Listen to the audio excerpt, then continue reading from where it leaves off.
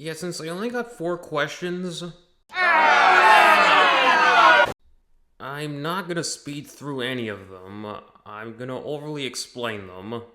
Only 3 people commented on YouTube, and only 1 person commented on Twitter. Nowhere else did I get any more questions. Now, some of the questions that were asked were already answered in previous 5th anniversary posts, but I am still going to answer them anyway, since some people didn't get to see those posts. Okay, enough clarification. Let's get into the questions. First question is by the only person who commented on Twitter, Plush Blue EP. What are your pros and cons of being an animator? The main thing I love about being an animator is, well, the ability to invoke life to a drawing, a 3D model, or a puppet. It's only better once you've mastered this medium, since, well, you can literally play God. Everything can be manipulated. You can do literally anything imaginable. The main drawback with being an animator, and you will hear this among all other animators, that shouldn't be hard. Well, maybe it shouldn't, Woody, but it's a lot of work. He said, isn't it more work? And I said, what do you think animation is? It's nothing but work. it often dreads when you start working on something, as the more you work on it, the more you want to be done with it. And things tend to just drag on for so long that it just feels like it won't ever end. But it's all the more worth it just for the end product. As long as you didn't rush through it, or what you were doing only ended up turning into a giant mess. Now, on to the YouTube questions, starting with RA2007. Which artists or art styles have inspired your art style? At first I had absolutely no idea what I was trying to do. It wouldn't be until 10 months into doing animation that I would finally find it. And it would take 1 year for me to perfect that. But those inspirations are the old MGM and Walter Lantz cartoons, and some of those Disney touches. But really, it goes for any classic studio. Now, for me, it's not just the classic shorts I take inspiration from, as the only modern artist I take inspiration from is actually VivziePop. Her early style was just so much fun to look at. Aside from being the most colorful thing you can lay your eyes on, it's very detailed, very well crafted, and it sort of has this rough yet shininess feel to it. Something that would get lost when she would start doing Hell of a Boss and Hazbin Hotel. Okay, well, it's sort of still there in the Hazbin pilot, but it would no longer be there when she would start doing Hell of a Boss. It's not to say it's gone completely, as the more streamlined designs of the characters still look beautifully drawn, most of the time, but it is still fun to look at. There are some more artists I do take inspiration from, but these are my main 4. If you want to know any more artists I do take inspiration from and even study off of, I'm just going to put a list here of all the ones I do study off of. I highly recommend checking these guys out as well. They are amazing. Next question is by Dante Stage, and he asked a couple, do you have any animation experience before making your own films? Yes. I had already been animating for 2 years at that point before I started making my first film. I've been wanting to make a cartoon of my own ever since I even started animating and getting into art, but I couldn't for the life of me come up with a story before cartoon. But even before I could start making one, I still had to refine my animating ability, and also my drawing ability, but I would still do animation whenever I could. And yes, I am showing off bits of animation I did before starting production on my first film. I was a rookie 3, 4, and 5 years ago, but even still being a rookie, I still went ahead and made my first film, even when my animating skills weren't really that great, and they would only get better from that point onward. Do you have any advice on people who want to make cartoons? I want to do it myself, but I just don't want to for some reason. I don't want to recommend the way that drove me to make my first short film, but what did drove me to do it was purely out of spite. After I attended the Atlantic Highlands Film One Fest 2022 and saw everyone else's short film playing at the festival, it made me wonder why I didn't make a film sooner and submitted it to here. So that's what drove me to make my first film. As just a few days after the festival, I would start writing my first film, Wonderscape. Though there were some other things I did see before the festival, and it made me have an unprecedented amount of joyous jealousy, even after the festival, it did make me want to make cartoons even more. It has to motivate you into thinking, hey, you can't just sit around and do nothing and watch all those guys ranking all the success. You have to do something. And so I did. Though when you start working on it, it does become dreadful. But make it an obligation. Like, you need to make a certain amount of films a year and also give yourself a deadline so that you have to finish it. I did that to myself. I have to produce at least 2 films a year. And you have to reach your deadline and not miss it. So really, just make it an obligation. Give yourself deadlines. That could motivate you into needing to do it, and not just something you want to do, and you only keep thinking of doing it, but you're not actually doing it. Have you been willing to make improvements on your short film so far? No shit have I been needing to improve in any way. But right now, I'm a one-man show, and only one person can do so much. Well, unless that person is multi-talented and they can do many things, but I'm mainly just an animator. Actually, you need to give huge props to animators who had to animate entire films by themselves. That is by far the most daunting task you can ever handle. But yeah, I really want to improve my animating skills. You can only really go up from there. And I do hope a lot later I can actually hire some other artists to help me with making my short films. I only hope I can do it real soon. What year did you start animating? I got into this heroin back in 2019. And some of the first ever bits of animation I would ever do were these 2 flip books. I would try to do some more animation in 2019, but it wouldn't be until 2020 when I really started doing it more. Last one here is by master animator MegaJaws24. Where did the name Lanali come from? I did answer this before in a previous 5th anniversary post, the first one in fact. But for those who haven't seen it, the name Lanali was actually something me and my father came up with, as it was basically taking the first letter of every member of our families and putting it in chronological order. So the first member of our family is my father, then my mother, then their first son, my oldest brother, then their second son, my older brother, then there's me, and then there's their fourth son, my little brother. That's what we did. And my father wanted to use that name for a full-on enterprise he wanted to found, which he did. And I actually did use the name Lanali Enterprises first, before then changing it to Lanali Visual Arts, basically making it its own division of Lanali Enterprises that I did found. What's your tablet setup? What equipment do you use for making digital drawings? Throughout the course of 5 years, of course my setup would not stay the same, but where I'm at right now, this is my setup. And the tablet I use is an XP Pen Artist 12, and my drawing board for traditional drawings was a Artograph Vintage Lightbox. A personal lightbox. Favorite Tom and Jerry moment of all time. One of my absolute favorite shorts from that duo has got to be T for 2, 1945. Not only does it have my favorite Tom yell, but it by far has the best ending gag. I'm not even gonna gush about it, I'm just gonna show you it. And if you're wondering, this is animated by Irv Spence.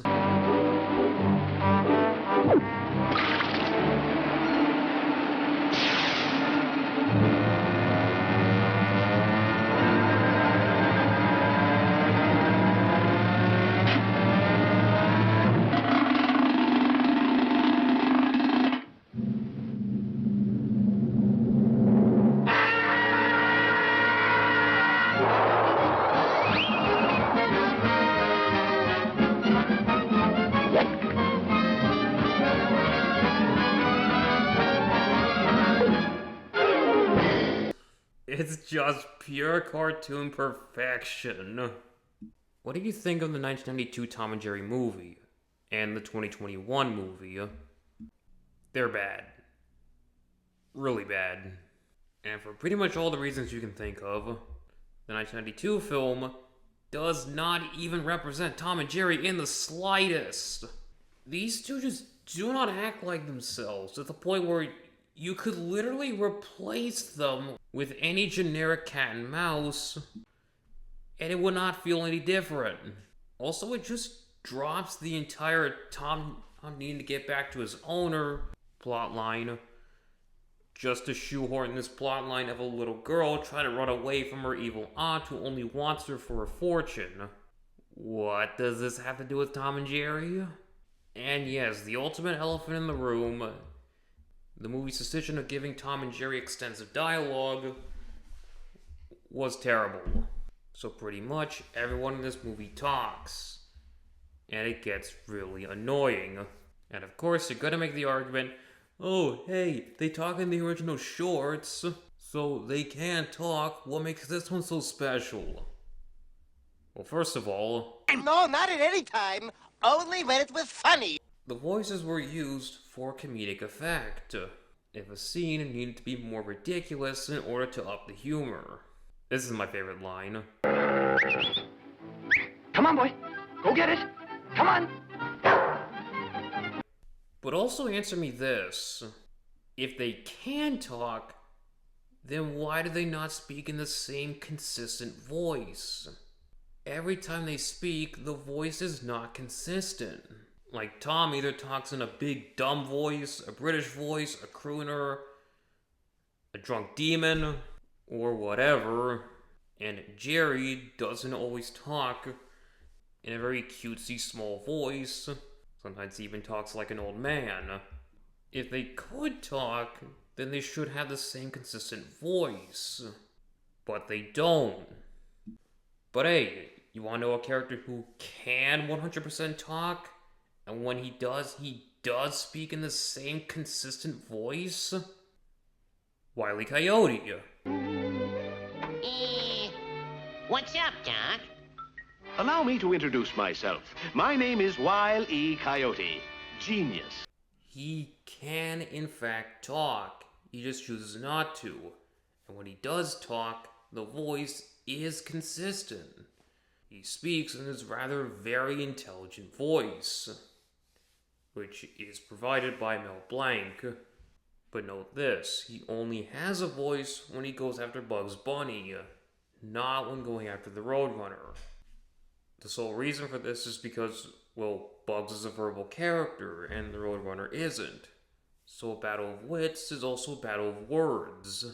If the Coyote spoke in the Roadrunner cartoons, he'd just be talking to himself and the audience, and that could get pretty tedious. I'm actually surprised that a lot of Looney Tunes fans don't know that Wile E. Coyote can talk.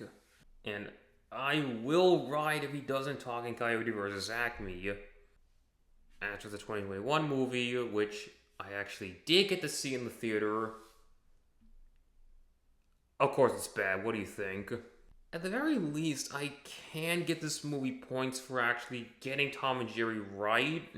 As, well, they are silent, and yes, they do act like themselves, but they're not even stars of their own movie. It's bombarded with so many bad jokes, bad moments, bad characters, cliches here and there, and Hey, this feels like a movie that would have released back in the early 2010s, along with Yogi Bear and the Smurfs. So, what was the 10-year delay here? And yes, you guys are also going to want to know, what do I prefer?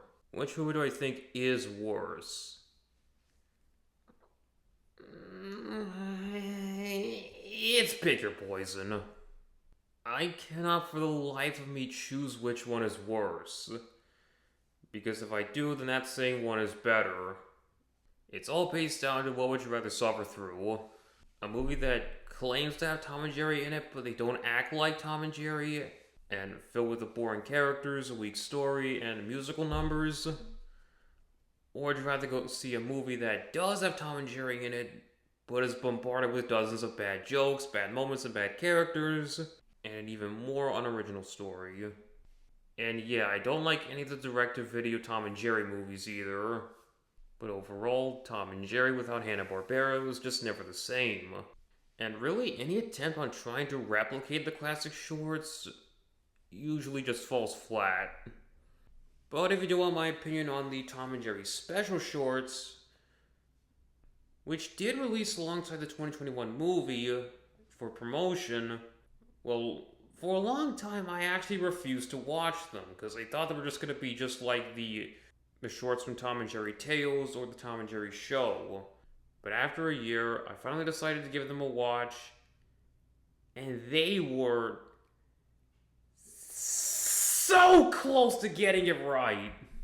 Okay, my reasons are more nitpicky, but they do still throw it off from true replication. Okay, well, timing is not as razor sharp as it should be.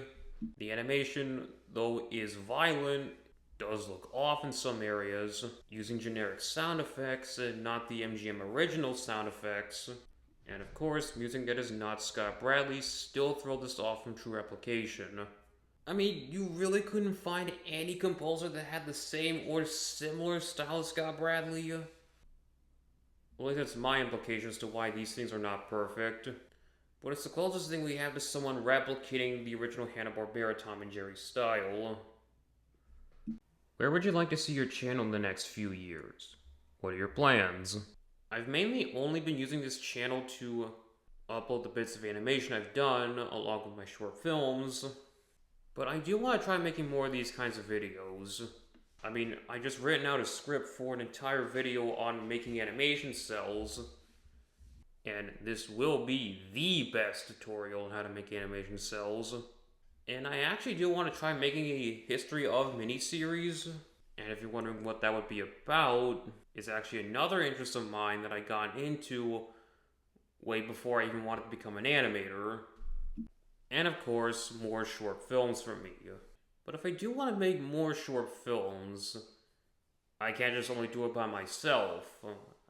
So I am pretty soon in the future am going to hire other artists to help me out, and will let the studio rise and expand. I do hope I can try that out soon, but I don't really have that much money. What I do really want to see in the future is that my studio ends up actually becoming the third big independent studio, right behind Spindle and Glitch, making the trio of independent studios. But unlike them, where they focus mainly on making shows and series, I will instead focus on making theatricals. Just like the Golden Age cartoons, I will instead make cartoons for theatrical release.